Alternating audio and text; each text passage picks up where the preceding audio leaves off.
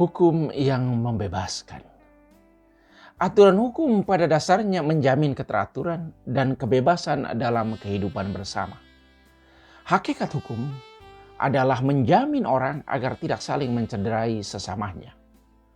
Apapun model produk hukum yang lahir dari sebuah kesepakatan bersama, mestinya selalu membantu manusia untuk menjadi semakin manusiawi.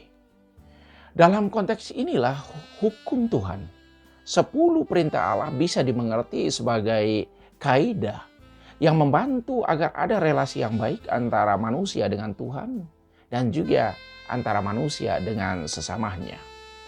Allah memberikan 10 perintah, memberikan hukumnya kepada orang Israel melalui Musa di Gunung Sinai.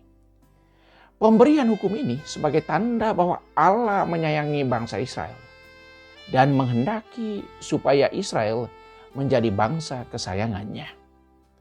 Ke-10 perintah Allah ini bukan hanya kumpulan aturan, tetapi lebih dari itu merupakan sebuah penegasan bahwa bangsa Israel hendak membalas cinta Allah dan mengabdinya dengan sepenuh hati. Hukum yang diberikan Tuhan itu membantu manusia untuk semakin kreatif dalam membangun kehidupan dengan sesamanya dalam semangat persaudaraan.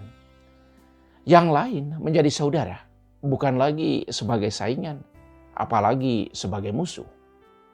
Hukum apapun modelnya selalu membantu untuk menciptakan keteraturan dalam hidup. Karena itu hukum mestinya ditaati, dicintai, dan dihidupi setiap hari. Hukum sebagai huruf mati tidak ada artinya kalau kita tidak menghidupinya. Kitalah yang menghidupi huruf hukum dan memberi roh kepadanya. 10 perintah Allah yang kita baca dalam kitab Keluaran bab 20 ayat 1 sampai 17. Ke-10 perintah Allah atau dekalog adalah bahasa cinta Allah yang membantu manusia untuk hidup lebih baik dan mengalami kedamaian. Perintah pertama sampai ketiga mengatur relasi manusia dengan Allah. Perintah keempat sampai ke-10 mengatur hubungan manusia dengan sesamanya. Dengan memberi ke-10 perintahnya kepada Musa, Allah menghendaki agar Israel selamat dan tidak tersesat. Hal yang sama juga diharapkan dari kita. Selanjutnya Paulus memberitakan Yesus sang kasih sejati. Kami memberitakan Kristus yang tersalib. Suatu sandungan bagi kebanyakan orang, tetapi bagi mereka yang terpanggil merupakan kekuatan dan hikmat Allah. 1 Korintus bab 1 ayat 22 sampai 25.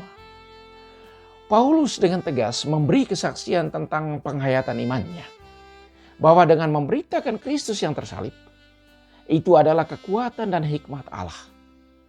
Dengan pemberitaannya, Yesus semakin dikenal dan juga kehadiran Yesus semakin terasakan dalam segala situasi hidup. Misteri salib Kristus yang membongkar segala halangan serta rintangan untuk bertemu dengannya. Dengan mengikuti Kristus yang tersalib, itu berarti kita membiarkan seluruh hidup dikuasai dan dipimpin oleh Yesus. Yesus itulah satu-satunya penolong kita yang abadi.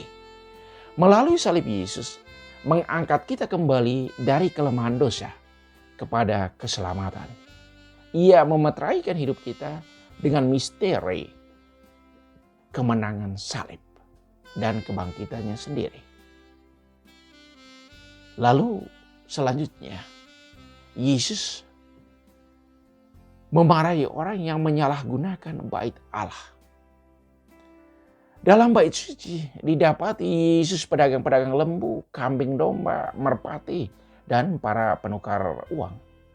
Yesus mengusir semua pedagang itu dan semua penukar uang. Ambillah semua ini dari sini. Jangan kamu membuat rumah Bapakku menjadi tempat berjualan.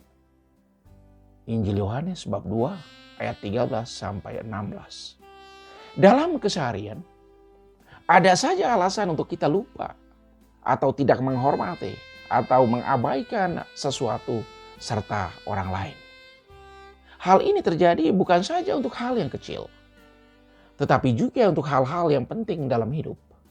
Misalnya, orang Yahudi mereka lupa dan tidak menghormati bait Allah. Bagaimana mungkin orang Yahudi bisa melupakan fungsi bait Allah sebagai pusat pelayanan iman, tempat untuk memuji dan memuliakan Tuhan, padahal mereka memiliki agama? Hal ini paling kurang disebabkan oleh beberapa alasan. Pertama, sikap permisif, memaafkan diri sendiri.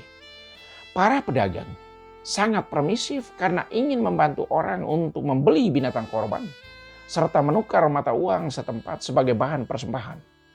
Karena banyak orang yang datang ke bait Allah pada hari Paskah itu datang dari luar wilayah Yerusalem. Karena itu mereka membawa mata uang yang asing.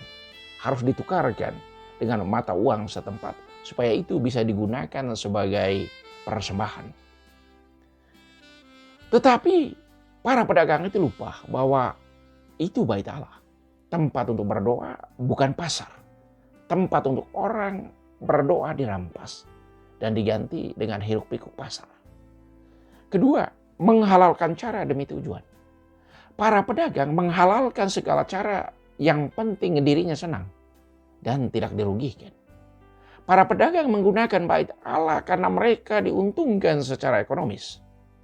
Tetapi mereka lupa bahwa orang lain dirugikan karena tempat untuk mereka berdoa sudah dialihfungsikan menjadi pasar. Yang ketiga, ketidakpedulian, masa bodoh. Para pedagang tidak peduli, acuh, dan masa bodoh dengan tempat yang mereka gunakan. Padahal mereka dengan tahu dan mau memindahkan pasar ke bait Allah. Ketidakpedulian serta masa bodoh adalah masalah yang sangat akut yang menimpa kebanyakan orang zaman ini. Banyak contoh bisa kita temukan dalam keseharian kita. Misalnya orang membuang sampah sembarangan tanpa memperhitungkan ruginya untuk orang lain. Orang memblok drainase dan selokan air karena mau membuka jalan masuk ke rumah atau tempat usaha mereka tanpa memperhitungkan kerugiannya untuk orang lain. Anda bisa menambahkan sendiri contohnya karena terlalu banyak orang yang tidak peduli, acuh, dan masa bodoh dengan orang lain. Keempat, tidak menghormati orang lain. Hal ini erat sekali hubungannya dengan ketidakpedulian. Masa Prapaskah adalah momen untuk kita berbenah diri. Saat untuk kembali membaharui komitmen agar hidup semakin selaras dengan aturan umum yang berlaku. Prapaskah menjadi oase agar kita tidak lagi menjadi orang yang permisif. Orang yang menghalalkan cara demi tujuan. Orang yang tidak peduli, acuh dan masa bodoh. Serta menjadi orang yang tidak menghormati sesama. Yesus yang tersalib senantiasa kita temukan dalam diri sesama. Dalam diri orang-orang yang ada di sekitar kita. Prapaskah mengajak kita untuk menjadi semakin mengasihi, semakin terlibat, dan semakin menjadi berkat dalam kehidupan setiap hari. Mari kita membaharui hidup kita dan mentaati aturan-aturan yang ada demi kebaikan kita sekarang dan selamanya. Tuhan memberkati.